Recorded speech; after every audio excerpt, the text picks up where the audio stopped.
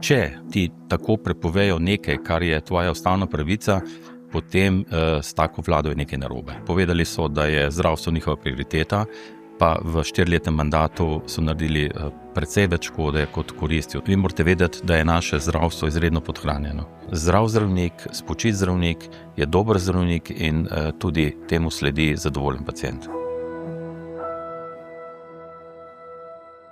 Dober dan in lepo pozdravljeni na portalu Info360. Spremljate podcast Info360, vodim ga Brigitte Ferlič, z menoj pa danes predsednik največjega zdravniškega sindikata Fidesa, gospod Damjan Povh. Lepo pozdravljeni, gospod Povh. Dober dan tudi vam. Dober dan vsem poslušalcem in gledalcem. Pripeljali ste se iz Obale, danes delate v splošni bolnišnici Izola kot anesteziolog. Po kolikih letih, mislim, da po 28 letih predsedovanja Fidesu, ki ga je upravljal gospod Konrad Kuštrin, ste vi stopili v njegove čevlje. Kako težko je bilo nadomestiti tako markantno osebnost, kot je bil gospod Kuštrin? Poglejte, predvsem je šlo tle za odgovornost, ne toliko za stopiti v njegove čevlje. On je bil res markantna oseba, je zaznamoval to obdobje. In je bil kar naš simbol uporništva in borbo za javno zdravstvo. Glede na to, da sem bil njegov dolgoletni sodelavec in podpredsednik Fidesa, sem približno vedel, kako zadeve tečejo. Poznal sem tudi politike, poznal sem novinarje in čeprav sem to funkcijo predsednika velikokrat bom rekel, puščal na stran, nisem se hotel pogovarjati o tem, pa sem na koncu le odločil, da grem kandidirati in pač skupščina Fidesa me je pač izvolila za obdobje 4 let. Zdaj sem že 3 leta predsednik. Če bi vedel, v kakšno obdobje bom padel, mogoče bi se premislil takrat na začetku, ampak žal je bilo vse skupaj nepredvidljivo. Zapustil nas je naenkrat in ravno takrat je prišlo do menjave vlade. Vi ste res padli v težko obdobje, ravno tudi v sprejemanje te novele zakona o zdravstveni dejavnosti, ki je kar veliko odprtih vprašanj pustila v zdravstvu. Pa zakaj je bilo to obdobje za vas še tudi težko? Težko je bilo predvsem zaradi tega, ker ni bilo dialoga. Mi smo bili vajeni kot sindikat, da se pogovarjamo z odločevalci, da jim povemo naše mnenje, na koncu politika ne pozna vseh podrobnosti, kaj se v zdravstvu dogaja, kje škriplje, kakšni so problemi. Skratka, v strpnem dialogu smo hoteli zadeve začeti reševati, ker prioriteta vlade, ki v odhajanju, je bila zdravstvo. In smo mislili, če bo pa zdravstvo, pa bomo lahko kaj naredili. Da bi imeli dialog, s kom ste pričakovali, da boste imeli dialog, pa ste k temu dialogu koga neposredno tudi vabili? Seveda naše odgovorno ministrstvo je Ministrstvo za zdravje. Prvo leto smo dobili kontakt, to ministrstvo je vodil še gospod dr. Loredan Bešič in z njim smo podpisali 2 dogovora. Žal se potem v nadaljevanju vlada teh dogovorov ni držala in temu je sledila stavka. In ta stavka še vedno traja? Ta stavka še vedno traja, vlada se z nami ni hotela pogajati, ni hotela pogovarjati. Želeli smo si dialoga, vendar namesto dialoga so prihajale na dan žaljivke. Skratka, da smo dvoživke, da smo požrešneži, pohlepni in kaj sem še kaj, vendar morate vedeti, da če vi označite določeno poklicno skupino na ta način, potem ta poklicna skupina izgubi zaupanje in naše zaupanje je ravno pri pacientih. In to mislim, da je nesprejemljivo, sploh, ker naših tistih, bom rekel, naših želja oziroma naših problemov nismo mogli obelodaniti pred sogovorniki in tudi 2-krat me je sprejel gospod premier. Bil je zelo aroganten in osoren in nismo se pogovarjali v bistvu o problemih, pogovarjali smo se samo o tem, kako nas bo ono onemogočilo, da mi lahko delamo naprej, kar hočemo. To so bile njegove besede in lahko ponovim kadarkoli. Skratka, to se je samo stopnjevalo. No, potem so se začele menjavati na ministrstvu osebe, državni sekretarji, prišla je ministrica in zadeve so tonile v pozabo in naše edino orožje je bila napoved stavke. Koliko časa boste še stavkali? Poglejte, stavka itak zaradi omejitev, ki nam jih je zakonsko pač vlada onemogočila.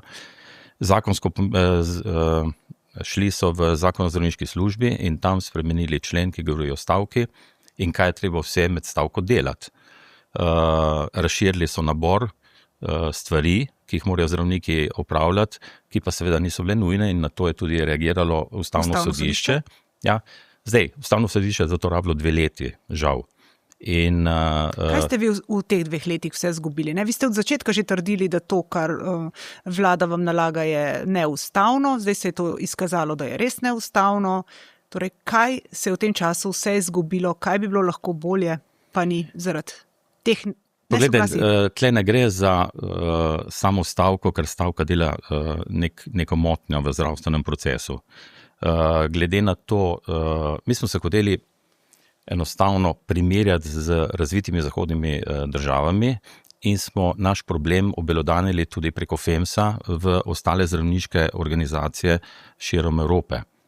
FEMS je pač ena od organizacij, ki združuje zaposlene zdravnike, združuje sindikate, združuje društva, tam, kjer sindikati niso organizirani, pa tudi nekje oddelke zbornic. Skratka, poskušali smo na vse mogoče načine zadeve internacionalizirati, tudi dopisi niso pomagali vseh teh organizacij, tudi novinarske konference niso pomagale. Skratka, enostavno smo ostali osamljeni in če ti tako prepovejo nekaj, kar je tvoja ustavna pravica, potem s tako vlado je nekaj narobe. To je bil naš preprost zaključek in vedeli smo, da pač tista naši dogovori bojo ostali v predalu in se ne bodo implementirali. In zdaj boste vi vztrajali s to stavko, dokler te dogovori vaši ne bodo implementirani? Oziroma, kaj je v bistvu s tem očitkom, ko pravijo, da če bo prišla desna vlada, bo Fides nehal stavkati, da vi pravzaprav stavkate samo pod desnimi vladami? No, da stavkam pod desnimi vladami, to smo se enkrat pohecali pred nekaj leti in smo vzeli številke na plano in ne boste verjeli, res, da desne vlade so bile precej krajše obdobje so vladale v zgodovini Slovenije, vendar v njihovih obdobjih smo mi večkrat grozili in stavkali ravno v sorazmerju z obdobjem, katerih vlade so takrat bile na oblasti. Tako da ta trditev ne drži in smo izračunali. Najverjetneje smo pa porušili s to 2-letno stavko, ki je bila praktično nepretrgoma, traja zdaj že dobri 2 leti, pa 2 meseca ali 3. In je pa ne kaže, mislim, nima nobenega učinka na paciente. Gre pa za formalno in to vem, da je vlado motilo, s premierja na čelu. Skratka, on se na vse načine se je trudil, da bi enostavno nekaj podpisali, zato da bi pač on nekaj od tega imel. Mi pa ne bi imeli najverjetneje nič, kar bi podpisali nekaj, kar bi bilo ali s figo v žepu, ali pa vajeni smo pač že, da zadeve ne grejo potem tako, kot piše na papirju. Pa zakaj je vlada po vašem sploh podpisala te dogovore, za katere je tudi splošna javnost ugotavljala, da verjetno ne bodo izvedljivi v času Golobove vlade? Zakaj so šli v ta korak in vam nalili tako? To bi bilo treba njih vprašati. Skratka, zavajali so ljudi, prebivalce, paciente. Na koncu povedali so, da je zdravstvo njihova prioriteta, pa v 4-letnem mandatu so naredili precej več škode kot koristi, oziroma koristi od Ministrstva za zdravje in same vlade za zdravstvo ni bilo prav nobene. Torej so ta dogovor z vami podpisali samo zato, da bodo dali vtis, da se je nekaj naredilo, da se bo nekaj izboljšalo, v upanju, da vi tega dogovora morda ne boste vztrajali pri tem dogovoru, da boste pozabili nanj, da ne boste vztrajali, da se mora izpolniti. Sej, če se spomnim besed tako ministrice kot premijeja, pa še ostalih, ki so pač nekako komentirali zdravstvo z njihove strani, mi je bilo jasno, da je vse skupaj so laži in zavajanje. Tako da, in žal so mediji to povzemali in tle pogrešamo predvsem pluralizem medijev, tistih, ki jih plačamo, ker menimo, da bi morali pač odgovorni novinarji vseeno reagirati na neresnice, laži in sprenevedanja. Tako da tle nismo imeli kaj dosti manevrskega prostora, da bi zadevo na drug način prikazali in da bi spet pridobili zaupanje. A ste tudi zato potem najeli medijsko agencijo in se... Ne, medijska agencija je nam prišla v pomoč. Mi morate vedeti, da imamo samo eno gospo zaposleno, ki je pravnica, je naša sekretarka in vsega tega okrog stavke, vsega tega okrog reakcij na dopise, na novinarska izjave, na izjave pač politikov, enostavno tega ne zmoremo. Vsi ostali smo neprofesionalci. Poleg svojega rednega dela upravljamo še sindikalno delo. Tako da res smo potrebovali nekoga, ki nam je pripravil in materiale, dopise, svetoval. Skratka, to je pač delo je bilo preveč za gospo, ki vodi sekretarstvo. Vi ste član Fidesa 30 let, če se ne motim. Tako nekako, ne vem točnega datuma. Povejte mi, kdaj je bilo za zdravnike, v katerem obdobju se spomnite najboljše in kdaj najslabše? Težko bi rekel, težko bi izločil v tem obdobju nekaj, kar je bilo v redu, ker začeli smo, rekel malo naivno, smo si mislili, bomo uredili plače, to smo poskusili za stavko leta 1996, in če ne bi bilo intervencije profesor Kebra leta 2000, bi dosegli tisto, kar je bil naš cilj. In tako v naših idejah se je že porodilo in mislili, bomo pač rešili plače, s tem smo mislili na vse, na delovne pogoje in to vendar eno z drugim ne gre. To so ločene stvari in tudi visoke plače ob slabih delovnih pogojih niso privlačne. No, potem drugo obdobje, bi lahko rekel, je bilo obdobje tako imenovanega moratorija na plače v javnem sektorju zaradi dolgoletnih pogajanj. Mislim, da smo se pogajali 6 let in na koncu je prišel zmazek tako imenovanega enotnega plačnega sistema, v katerem se pač mi nismo videli.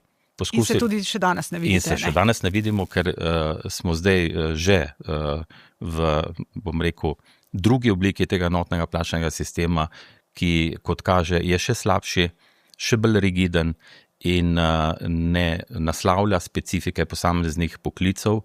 Pač mi vidimo zdravnike.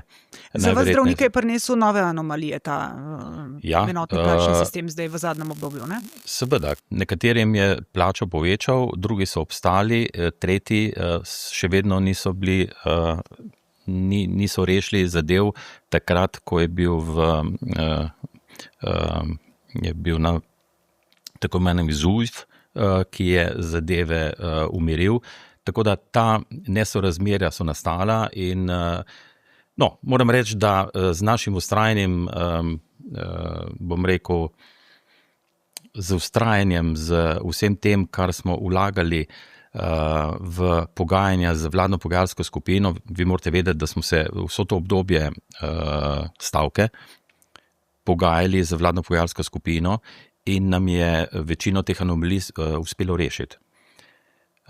Vendar, če pomislimo nazaj, je bilo potrebno veliko energije, tle je sodelovalo tudi Ministrstvo za javno upravo, skratka, da smo našli pravi jezik, pravo spremembo zakonodaje, je bilo treba kar nekaj truda. Kar je pa tisto, kar je najpomembnejše, je, da nam so obljubljali tako imenovani zdravstveni steber. Zdravstveni steber bi naslovil vse tele specifike zdravniških in ostalih poklicov v zdravstvu, Lahko Ta bi imeli zdravstveni tudi... steber je bil dogovorjen, ne? Eden od teh dogovorov, eden od obljub, oziroma ne samo obljub, ampak tudi dogovorov te vlade. Tako, to je bil dogovor in mi smo ta zdravstveni steber pričakovali, vendar dlje, ko se zadeve premikale, manj verjetno je, da bi to bilo obelodanjeno. Skratka, na koncu smo dobili nov plačni enotni sistem, vsi smo bili noter umeščeni, brez neke metodologije so nas spet razvrščali in specifike za zdravstvo, za zdravnike in ostale zdravstvene delavce in sodelavce pa ni bilo poskrbljeno. Zdaj, kaj to v praksi pomeni? Ne? Zdaj, to pomeni, da ima nekdo, da so manjše plačne razlike med nekom, ki je zelo izkušen in nekom, ki šele začenja zdravniško poklicno pot, ne? No, plačna lestvica se je skrčila. Morate vedeti, da prej je bilo med plačnimi razredi 4%, zdaj je 3%. Tudi spet imamo strop te plačne lestvice, imamo napredovanja, imamo nastavljeno variabilno nagrajevanje, delovno uspešnost in tako dalje, vendar podzakonski akti temu niso sledili. Tako da zdaj smo v nekem mrtvilu, zadeve tečejo slabo in namesto, da bi izbrali metodologijo, kako bomo pač enostavno javne delavce in zdravstvene delavce ocenjevali, je prišlo preko administrativnih nekih pavšalnih ukrepov do tega, da enostavno mi se s tem nismo strinjali in smo zahtevali, da dajo v presojo našo varianto, ki smo jo skupaj z vladno pogajalsko skupino pripravljali kar dolgo obdobje, nekaj časa, približno 1 leto dni in smo prišli do dobrega zaključka, ki je naslavljal, veste, v zdravstvu recimo imate, ne vem, zdaj bom naštel 3 poklice, psihiatra, kirurga, internista, dermatologa, družinskega zdravnika. In vsak, mislim, to ne moreš dati na isto valovno dolžino vse te poklice in mi smo stremeli k temu, da bi vse zdravniške poklice nekako v to zajeli in smo tudi uspeli in smo dali to na presojo Ministrstva za zdravje, tam odgovore nismo dobili in zdaj trenutno smo v fazi pomirjanja. Kako bo to šlo naprej? Najverjetneje bo šlo naslednja faza na sodišče.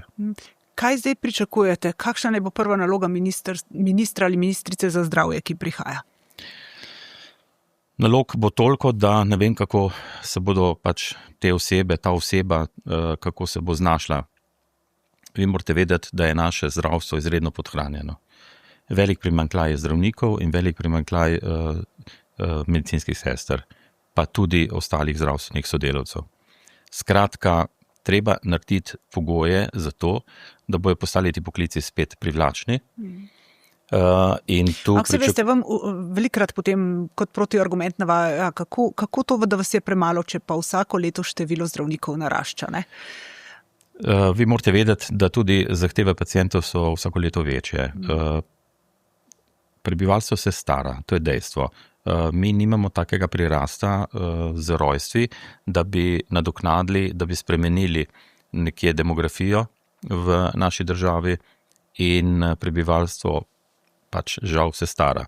To pomeni, da starajoče prebivalstvo ima svoje spremljajoče bolezni, ki jih danes zdravimo, pred 10, 20 ali več leti jih pač nismo zdravili, danes jih zdravimo, to vse obremenjuje naš sistem. Nam ne pomagajo nobene aparature, če zraven ni nekoga, ki s temi aparaturami dela. Drugi problem je, da enostavno na delovnih mestih, tako zdravniki kot medicinske sestre, izgorevamo. Vi ste anesteziolog sicer, ampak vseeno, dajte mi plastično opisati, kako je bilo v zdravstvu, ko ste delali pred 10 leti in kako je danes. Danes, koliko je težje, da ste pred tem, da izgorite, kaj vse se je spremenilo v delovnem procesu? Torej, da začnemo najprej pri tem, ko zdravnik mora opravljati svoje delo 24 ur na dan, 7 dni v tednu, 365 dni v letu. To je prvi in največji problem, skratka zagotavljanje neprekinjenega zdravstvenega varstva. To zagotavljamo z prekomernim in nadurnim delom. Mi smo že leta in leta opozarjali, da je zdravnikov, zdaj se bom omejil na zdravnike, v sistemu premalo. Zato smo tudi vzpostavili standarde in normative, s katerimi bi točno določili preko sistemizacije v zavodih, koliko zdravnikov potrebujemo. In to je bila naloga že leta 2017 javnih zavodov, pa temu ni bilo tako, skratka te naloge niso naredili in zdaj ponovno pozivamo javne zavode, da se lotijo sistemizacije in to ne na tisto obremenitev, mora biti narejeno na 40 ur tedensko. Ker takrat bomo dobili pravo število potrebnih kadrov, ki jih moramo nadomestiti tako ali drugače, če hočemo imeti normalen zdravstveni sistem. In bojimo se, da tudi tisto variabilno nagrajevanje je šlo v smeri, no to je pa zdaj 0, nad to 0 bomo pa nagrajevali tiste, ki bodo bolj pridni, bolj delovni in kaj se vem. Skratka, stvari moramo resetirati, moramo določiti nekje to 0. točko, pogledati standardne normative, obremenitev. Imamo tudi izračune, smo naredili na Fidesu, dr. Kostić se s tem veliko ukvarja, on je predstojnik anestezije in urgence v Splošni bolnišnici Novo mesto in kot predstojnik se s tem ukvarja in je lepo orisal metodologijo, kako priti do določenega števila kadra, pravega števila. In to je zdaj osnovna naloga, ki jo morajo narediti zdravstveni zavodi, zato da določimo to, bom rekel, osnovno raven. Po zdravstvenih zavodih se pravzaprav zelo malo spremlja, ne, koliko posamezni zdravnik dejansko naredi, koliko je v službi, koliko je efektivno opravil svojega dela. In to je tudi eden od razlogov mogoče, zakaj zdravniki postajate v splošni javnosti malce bolj osovraženi, ker poznamo primere, ko se nekateri zdravniki, se vemo, štempljajo, pa potem delajo drugje, da ni pravega nadzora. To je zadeva večplacna in tle bom zdaj razložil par stvari, ki se mi zdijo zelo pomembne. Prvič, vsak zdravnik ima svojega šefa in ta šef je odgovoren za njegovo razporejanje. Ponavadi šef dela zelo podobno, zato pa potem... Ja, potem šef ima pa direktorja oziroma strokovnega direktorja. Ne? Tako da tu bom okrivil organizacijo v javnih zavodih. To je prva stvar. In tle nobeden ne more zbežati. Če se delo organizira tako, kot mora biti, potem velja ta piramida, skratka na vrhu je direktor in potem gremo po predstojnikih do posameznikov. Tako da to je prva stvar. Druga stvar, morate vedeti, da je delo v javnih zavodih omejeno zaradi financiranja. Mi imamo še vedno plansko, da ne rečem, gospodarstvo v zdravstvu. In ko bomo enkrat rešili to plansko gospodarstvo, potem bomo prišli do realnega financiranja. Se torej strinjate, da vskočam, da se bolnišnice spremenijo v podjetja, torej, da delujejo po zakonu o gospodarskih družbah in da zdravniki postanete zasebni zdravstveni delavci, pa potem nekako SP-ji in delate po potrebah v različnih bolnišnicah. To je eden od predlogov, ki se zdaj tudi pojavlja v javnosti. No, ampak mislim, da tega predloga nismo dali mi. Mi bomo pač enostavno, jaz nisem strokovnjak za obliko funkcioniranja javnega zavoda, vem pa, tako kot je zdaj organizirano, ni dobro. Zdaj, jaz živim v okolju, kjer je bolnišnica Izola dobro stoječa. Po mnogih letih izgub in problemov, zadnjih 10 let moram reči, da je bolnišnica zacvetela na videz. Kaj se pa dogaja noter med osebjem, to je drugo poglavje, to zdaj ni predmet tega, ampak hočem reči, to, kar ste vi rekli, ja, da bi kar nekak, jaz nisem mi moramo najprej ustvariti trdno javno zdravstvo. Kar se tiče vodenja javnih zavodov, seveda, direktor mora imeti več kompetenc, to je dejstvo in mora biti tudi za to plačan. In mora za svoje račune tudi odgovarjati. Tako kot zdaj delajo direktori, še vedno ni neke odgovornosti, ampak seveda tudi ni nekega plačila in vse skupaj treba povezati. Predvsem pa najverjetneje treba revidirati našo zavarovalnico, ki nas financira. Najverjetneje je tam veliko stroškov tudi za stvari, ki se ne bi smele tikati Ministrstva za zdravje, mogoče Ministrstva za delo in socialo. Vse zavarovalnico je hotela Golobova vlada reformirati, pa so potem Kaj vse niso hoteli, pa niso uspeli. Tako da, veste kaj, zdaj po 4 letih je brez veze jamrati, kaj so hoteli, ker vidimo, kaj so naredili. Tako da, tle ni. A sploh vidite kakšen pozitiven doprinos te vlade na zdravstvo? No, kot sem rekel, neke malenkosti smo uspeli rešiti. Uspeli smo rešiti zaostanek pri tisti, ki so zaostali za plačami, ki se pač niso napredovali v času ZUJF-a. Plače so se dvignile, ne? Plače so se dvignile, v redu, ampak dvignile so se povsod, ne, povsem. Potem dvignili so tudi tale nadurno delo, skratka te hipernadure, pa še določene malenkosti, ampak veste, oni so obljubljali sistemske spremembe. To so bile samo majhni gasilski popravki, ki nas niso zadovoljili v taki meri, da bi lahko zaradi tega stavko prekinili. Za nas je bil dogovor, zdravstveni steber in vse, kar noter spada, to bi bila pač rešitev. In ta zdravstveni steber je stvar, pri kateri boste vztrajali tudi nadalje. Poglejte, dogovor je podpisan, načeloma bi moral veljati tudi za naslednje vlade, če se bo pač naslednja vlada formirala, in se bomo skušali pomeniti. Bomo videli, kakšne vizije imajo, če bodo pač to druge stranke. Ne vem, ne bom ugibal, ne bi se rad mešal v politiko, zadeva je precej zakomplicirana. Golobova vlada je sprejela to novelo zakona o zdravstveni dejavnosti, zelo glasno novelo, ki je razmejila javno in zasebno zdravstvo, čeprav je potem ta novela členi, nekateri so na ustavnem sodišču padli in tudi med drugim je padel ta člen o razmejitvi javnega in zasebnega, ampak je padel že takrat, ko je že kar nekaj zdravnikov odšlo iz javnega sektorja. Ne? Ta novela je povzročila tudi odhode maksilofacialnih kirurgov in vprašanje obstoja tega oddelka. Je škoda, ki jo je ta novela povzročila, sploh še popravljiva? Ja, ta novela je res prinesla veliko škode in najverjetneje se to ne bo dalo z enim zakonom, ki bi jo povozil, to spremeniti. Zabeležili smo kritične odhode v nekaterih sredinah. Recimo imamo problem Slovenjegraška bolnišnica, imamo problem na vzhodnem delu, Murska Sobota, Ptuj, Maribor.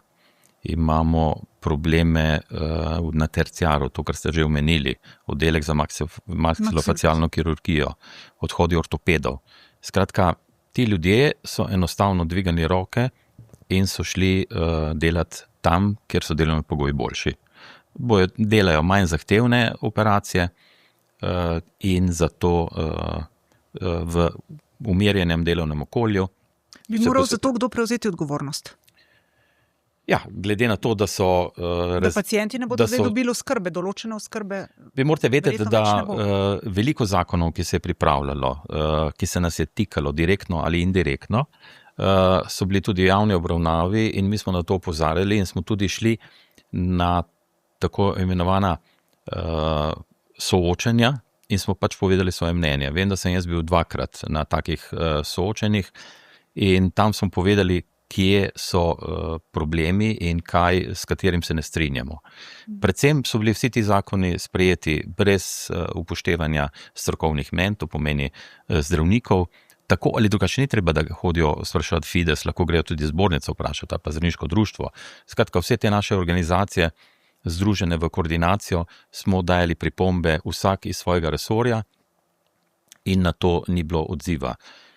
In ko enkrat vidite, da zadeve ne grejo, pač enostavno si primoran, da zadeve rešuješ po sodni poti. In mi smo veliko teh členov novele zakona o zdravniški dejavnosti dali na ustavno presojo in dobili smo odgovor, ki nas je do neke mere zadovoljil, predvsem kar se tiče svobode dela. V mnogih členih pa enostavno se išče še neko škodljivost. Tako nekako so nam obrazložili, skratka, da členi še niso prinesli neke škode, na podlagi katerega bi oni presodili, da je ustavno sporno. Ampak, če neke zadeve prenesejo ustavno presojo, potem še ni rečeno, da so idealne, oziroma lahko so celo škodljive, ampak zaradi strokovnih, bom rekel, mnenj, zaradi stroke same kot take škodijo, ne pa direktno, da so v neskladju z ustavno presojo. Skratka, tu smo trčili na zid, kar se tiče sodelovanja. Poleg tega bi rad poudaril tudi to, Državni zbor ima tudi zakonodajno-pravno službo in ta zakonodajno-pravna služba je dala zelo, bom rekel, kar lepe, debele fascikle negativnih mnenj okrog teh zakonov, ki pa na koncu ni bilo upoštevano. Koliko je Fides pravzaprav stalo vse to pravno bojevanje, dokazovanje? Vi ste verjetno morali najeti tudi kakšne zunanje odvetnike. Na katere odvetnike ste stavili? Imamo odvetnika, ki sodeluje, pa imamo tudi našo sekretarko, ki je pravnica. Skratka, kar se da rešiti v hiši, reši naša sekretarka, gospod Gregorc, ki ga pa imamo zdaj kot našega pravnika, najetega, pa rešuje naprej, nadalje in zastopa zdravnike, če pride do nekih, bom rekel, do nekih sodnih postopkov. Pravni stroški, torej Fidesa zdaj Fides narasli je vedno rabil pravnike. Tako da, ampak če je zdaj kakšna razlika v stroških, glede na to, da ste zdaj kar veliko teh pogledal ustavne stroški pobude. imam enkrat na leto, ko je revizija, ko nadzorni odbor to pogleda, ampak moram reči, da glede na to, da imamo stabilno članstvo, da skrbimo za zdravnike tako od mladih nog pa do najstarejših, imamo cel spektr, celo kariero, skrbimo za zdravnike in zobozdravnike in vsak prispeva, bom rekel, v sorazmerju nizek procent glede na ostale javne sindikate javnega sektorja.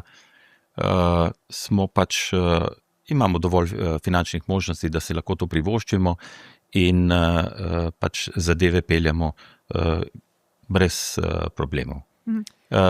Zavedamo se, vsaka stavka prinese za sabo eno kupico novih zadev, ki jih treba tako ali drugače obvladati, tako finančno kot ostalo. Zato recimo smo tudi najeli službo za odnose in zato imamo tudi kvalitetnega odvetnika in zadeve zaenkrat tečejo. Vse se da zmeniti. Vi morate vedeti, da nekako financira se, večino pobere centrala, nekaj pa ostane lokalnim, tako da oni tudi na lokalni ravni lahko preko naše pravne službe ali pa preko najetih lokalnih odvetnikov opravljajo določene storitve. Članstvo v Fidesu pa ste rekli, da je stabilno, številk nočete razkrivati, a ne? V številkah ne bova, ne? Tudi vam ne znam povedati, ampak hočem reči, da je stabilno in smo zadovoljni in tudi zdaj s plačami so prispevki temu ustrezno višji. Gre za solidarnost, ne? Pač tisti, ki ima višjo plačo, od osnove se odvoji in to je to. A ste razmišljali kaj o tem, da boste zamrznili zdaj stavko, ko se postavlja nova vlada, vsaj za ta čas, da boste videli, da je ta vlada bolj pripravljena na dialog kot prejšnja? Glejte, stavka zamrzniti je vedno problem. Nekako to je nek pravni pojem, ki ga bom jaz težko razložil, vendar glede na to, da ne dela neke škode, glede na to, da ta stavka ni bila namenjena bodoči vladi, ampak pretekli, nam je bolj pogodo to, da zadeve tečejo, dokaj se kaj ne zgodi. Zgodi se pa lahko to, da pač z nekim zakonom, z nekim dogovorom naslednja vlada, če se bo pač formirala, lahko nas zadovolji v tem, da pač pol prekinemo. Ampak to je stvar dogovora. Ko bo formirana vlada, bomo stopili v kontakt, najverjetneje tudi oni, glede na to, da so to odprta vprašanja, in bomo skušali se zmeniti. Ampak zdravstveni steber je pa zagotovo tista stvar, pri kateri boste vztrajali, a ne? Glejte, če bo kdo ponudil kakšno drugo varianto, bomo pretehtali možnosti in bomo pač enostavno imamo naše organe, ki se bodo sestali. Jaz ne odločam, odloča glavni odbor, trenutno je glavni stavkovni odbor in tam se vse te zadeve skuhajo in potem jaz to zastopam, pač odločitev, ki jo glavni stavkovni odbor sprejel. In če bo ugodna, če bo ponudba ugodna, potem se lahko marsikaj zgodi. Ampak to so vse, bom rekel, hipoteze, o katerih je težko potem razmišljati naprej. Ali ste si v zdravništvu kaj vdahnili, zdaj, ko je Ustavno sodišče presodilo, da je taka razmejitev, kot jo je v noveli zakona o zdravstveni dejavnosti predvidela vlada, pravzaprav neustavna? Ste si vdahnili, ste rekli, pa imamo pravico delati? Ne vem, koliko so se lahko vdahnili, ker morate vedeti, da biti recimo samostojni podjetnik, normiranec, moraš narediti kar nekaj pogojev. In ti pogoji so zelo težki, administrativni, skratka, tle je več faktorjev, ki vplivajo na to, tako da moram reči, da se je, bom rekel, delo pri tujem delodajalcu, pri zasebniku, zelo, zelo skrčilo, tudi formalno,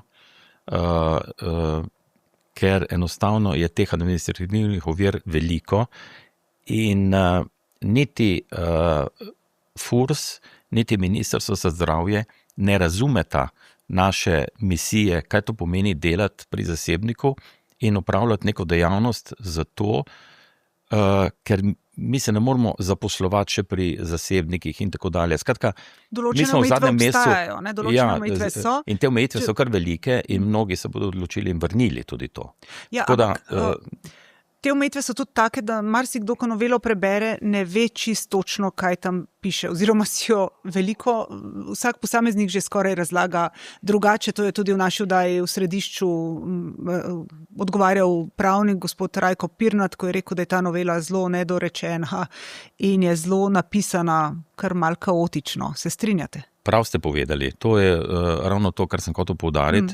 In mi smo glede določenih členov tudi šli se pogovarjati z dvema predstavnicama na Ministrstvu za zdravje, ki sta nekako soavtorici teh členov in nismo prišli do skupne točke. Naš pravnik je trdil eno, da on bere tako, one so trdile drugo in skratka gre za neko zaposlitev, če si odgovorni nosilec zdravstvene dejavnosti, potem moraš biti pri zasebniku zaposlen 8 ur tedensko, kar pa potem gre v navzkrižje z direktivo o delovnem času in z soglasjem delodajalca, ki ti ga da. Skratka, se jim ne da dopovedati, da mi delamo včasih tudi po 3 mesece ne delamo. So dopusti, določene dejavnosti zasebne mirujejo takrat in ni teh potreb. In tudi finančni pritoki zaradi naših dejavnosti nihajo čez celo leto. Tako da vse skupaj tega oni enostavno nočejo razumeti. In mi smo pripravljeni marsikaj. V dialogu lahko pridemo do rešitve, vendar če si na okopih in če se ne premakneš, potem enostavno ostaneš tam, kjer si in to je to. Zdravnikom vam učitajo tudi ogromno število dni dopusta. Tam tudi nekateri imajo po 58 dni dopusta letno. Ste se pripravljeni tudi v zvezi s tem, kaj pogajati? Poglejte, dopust vzeti iz konteksta vsega dela, ki ga zdravnik opravi čez celo leto, je tako malo sprevrženo. Dopust je lahko predmet pogajanj takrat, ko se bodo uredili delovni pogoji. Delovni pogoji pa veste, recimo v kliničnem centru en interventni radiolog naredi 1000 nadur letno. Si predstavljate, koliko je to? A zgornja meja je 270. To pomeni 4-krat več naredi, kot je najvišja zgornja meja nadurnega dela. In dokler bomo mi tako preobremenjeni, hvala Bogu, da imamo dopust, da lahko enostavno kot preventiva pred izgorelostjo. Prejšnji teden so imeli mladi zdravniki, so lepo predstavili eno anketo, ki je zajela 26 držav v Evropi in so ugotovili, da je izgorelost izredno visoka. In v Sloveniji... Izgorelost in anksioznost, ne? Več posledic tega, bom rekel, prekomernega nadurnega dela, nočnih izmen. Odgovornosti. In vsega tega to enostavno pušča na psihi in tudi na fizični kondiciji hude posledice. In Slovenija je žal uvrščena na 5. mesto. To je zelo visoko. In jaz sem tudi član borda FEMS-a, to pomeni upravnega odbora, in tam se ukvarjamo z zdravniškim poklicom in ugotavljamo, da zdravniški poklic ima ogromno elementov težavnosti, težavnega dela. V angleščini se to reče arduous work. To je težko prevesti direktno, ampak govorimo o težkem poklicu. Zakaj? Zato, ker imaš veliko noči prisotnosti na delovnem mestu, veliko nadur, stresa in tako dalje. In ko se šteješ elemente, komot bi lahko pripisal zdravniškemu delu. In tle se bomo v bistvu na evropski ravni se bomo trudili, da bomo zdravniški poklic nekako upoštevali tako v plačah, kot v odmorih, kot v maksimalnem delovnem času, kot, ne vem, nagrade v penziji in tako dalje.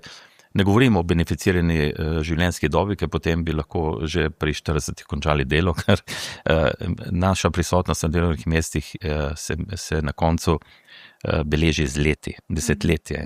Tako da tega ne moremo pač sredi delovne kariere, ampak bomo na druge načine skušali to delovno mesto zdravnikov spet nekako približati mladim, da jih bo zanimalo, ker mladi jih ne zanima več. Ja, mladi zdaj vidimo, po razpisu specializacij, da se odločajo za lažje specializacije oziroma za take specializacije, ki potem tudi prinašajo več zaslužka v zasebnem sektorju, ne v javnem. Tako nimamo malo urgentne medicine, na take specializacije praktično zdaj nimamo razpisanih. Cenijo prosti čas. Prosti čas je postal dragocen. Ni več tisto pehanje za vsak evro, ampak enostavno prosti čas. Zdaj, da se bo nekdo upisal na urgentno medicino in na težje specializacije, seveda treba prej urediti sistem, ne? Točno to. In to čaka bodočega ministra ali ministrico. Zdaj ste vi v koordinaciji zdravniških organizacij, pa mladi zdravniki ste pozvali poslanke in poslance ter vlado, da nemudoma sprejmejo ukrepe, da bi določene določbe zakona o zdravstveni dejavnosti prešle v veljavo šele čez leto dni, ne pa že 21. maja. Povejte mi, kaj se bo zgodilo 21. maja? Katere določbe prihajajo v veljavo, ki bodo pomenile še dodaten odliv kadra iz javnega zdravstva? No, ne toliko odliv, kot moten v delovnih procesih. Mnogi javni zavodi so bili vezani na pogodbeno izvajanje določenih del za njih, recimo zobozdravstvo, pa zobotehnični laboratoriji in tako dalje. Skratka, brez tega ni zobozdravstva, če ni zobotehnični laboratorij. In več je takih pogodbenih izvajalcev, to je ena stvar. Že tle mislim, da so omenili nek moratorij. Potem so določene še določene postavke, ki omejujejo mladega zdravnika. Skratka, mora imeti obdobje 2 let, da on postane tako imenovani odgovorni nosilec zdravstvene dejavnosti. In ne more takoj začeti samostojno delati. To se nam zdi absurdno. Po tolikih letih študija, po tolikih letih specializacije, dobi licenco in mora še 2 leti čakati na to, da postane lahko odgovorni nosilec, odgovorni zdravstveni nosilec zdravstvene dejavnosti. Ste dobili kakšen odgovor že? Ne, nismo dobili odgovora. Pozdravljamo interventni zakon, tak kot je, vendar ta interventni zakon je pozabil na mnoge stvari, v katerih smo jih zdaj opozorili in skratka želimo si dialog, če bo prišlo do konstituirane nove vlade, da zadeve mogoče amandmiramo. Kakor sem slišal, ta interventni zakon ne bo šel tako hitro skozi, kot si predstavljamo. Lahko pa nekako izglasujejo, ne vem, če se to da, ta moratorij na izvedbo, na dokončno izvedbo novele, mogoče bi potem, s tem, da dobimo čas, da vse te zadeve rešimo z mogoče amandmaji interventnega zakona in tako dalje. Skratka, tle je ena, bom rekel, zdaj nastaja neka pravna praznina, in pa škodljivost novele, kakor smo že omenjali danes nekajkrat, ki bo prinesla probleme. Gospod Povh, vam se, mislim, da 2. leto izteče mandat predsednika Fidesa. Boste še kandidirali, boste šli torej po poti gospoda Konrada Kuštrina? Poglejte, Ne vem, zaenkrat je še predaleč, mislim, da se bomo vse to zmenili, ko bo čas. Imamo tudi naslednike, tako da vse bo pokazal čas. Trenutno smo zelo vpeti v te zadeve in radi bi ublažili čim več škode, ki bi jo ta novela zakona prinesla po 21. maju, in tako da zaenkrat je naš fokus na dogovarjanju in na pozivu politike, potem naprej bomo pa videli. Skratka, želimo si vsaj nekaj, da zadeve začnejo teči v pravo smer, da enostavno vse skupaj ne gre dol. Da zdravniki niste več sovražniki naroda, ali kako, da se to Nikoli spremeni ta... Nikoli nismo bili in si tudi tega, to, kar nam očitajo, to ni res in smo vedno delovali. Od vsega začetka je bil Fides tisti borec za dostopno, kakovostno in strokovno obravnavo vseh pacientov. Zato mora biti tudi zdravnik v dobri kondiciji in zato poudarjamo, da zdrav zdravnik, spočit zdravnik je dober zdravnik in tudi temu sledi zadovoljen pacient. Da bi ste te besede slišali, da bi jih slišala nova prihajajoča vlada, da boste imeli dialog. Hvala vam za tale pogovor. Hvala vam za povabilo. Vam, gledalke in gledalci, pa lep pozdrav. Hvala za pozornost in nasvidenje do prihodnjič.